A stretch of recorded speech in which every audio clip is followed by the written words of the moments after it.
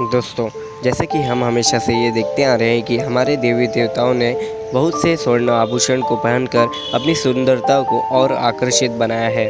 परंतु दोस्तों, आपने कभी ये सोचा है कि भगवान श्री कृष्ण हमेशा उन आभूषणों से भी बढ़कर एक मोर पंख को अपने सिर पर स्थान क्यों देते हैं? दोस्तों, उसी को जानने व वीडियो को पूरा समझने के लिए वीडियो के अंत तक ज़रूर बने रहिए। दोस्तों, एक बार फिर आप सबका स्वागत है हमारे चैनल टॉक विद ज़िंदगी में, जिसमें आपको ऐसे ही कथा और कहानियों की बातें और उनसे जुड़े रहस्य जानने मिलेंगे। दोस्तों, हमारे धर्मशास्त्रों में भगवान श्री कृष्ण के मोर पंख को सिर पर धारण करने के बहुत सी बातें व कारण है, परंतु आज हम उन्हीं सब कारणों में से 2 कारण जानेंगे।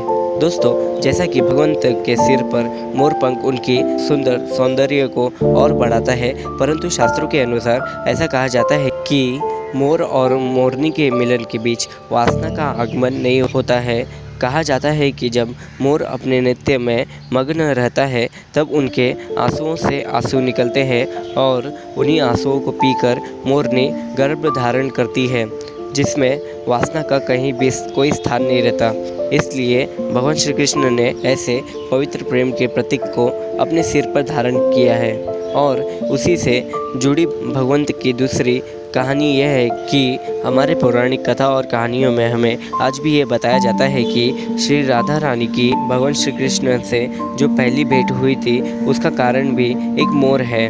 दोस्तों, दरअसल कहा जाता है कि एक दिन जब एक मोर वृंदावन में भगवान श्री कृष्ण के दर्शन के लिए व्याकुल हो, जब उनके नाम का स्मरण कर थक के रो रहा था, तब वहीं नारद मुनि जी का आगमन होता है और नारद जी उस मोर से उसके रोने का कारण पूछते हैं। तब मोर उन्हें कहता है कि हे नारद जी, मैं तो श्री कृष्ण जी के दर्शन के लिए रो रहा हूँ, कब से उनके नाम का जाप कर रहा हूँ, वो प्रकट ही नहीं होते।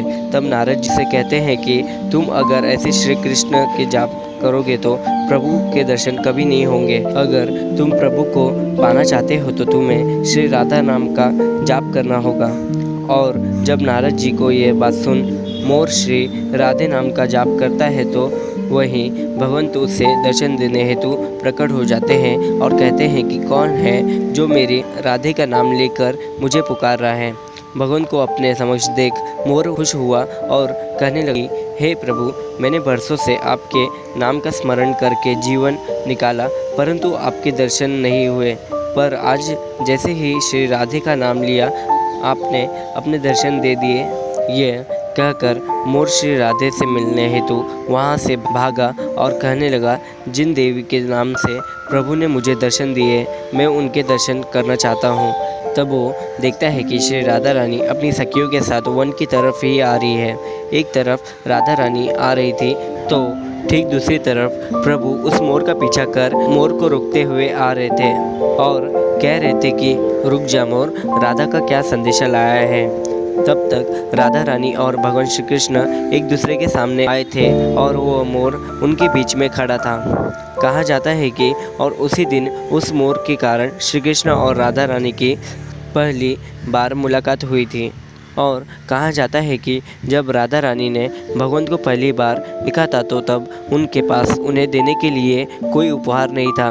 इस कारणवश उन्होंने सोचा कि इस मोर के कारण मुझे श्री कृष्ण से पहली मुलाकात हुई तो मैं इसी के पंख में से एक पंख भगवंत को उपहार में दूंगी। और कहते हैं कि जब राधा रानी ने वो मोर पंख प्रभु को दिया था तो भगवंत के लिए उससे बड़ा उपहार दुनिया में कुछ नहीं था, जिसके कारण उन्होंने श्री राधा रानी के प्रेम से दिए पंख को अपने सिर पर धारण किया था। तो दोस्तों, इस कारणवश भगवान कृष्ण ने मोर पंख को अपने सिर पर धारण किया था। तो दोस्तों, वीडियो में दी गई जानकारियों में से कोई भी बात आपको पहले से पता थी तो हमें कमेंट कर जरूर बताएं और हमारे चैनल को सब्सक्राइब कर इस वीडियो को अपने दोस्तों रिश्तेदारों में जरूर शेयर करें। धन्यवाद।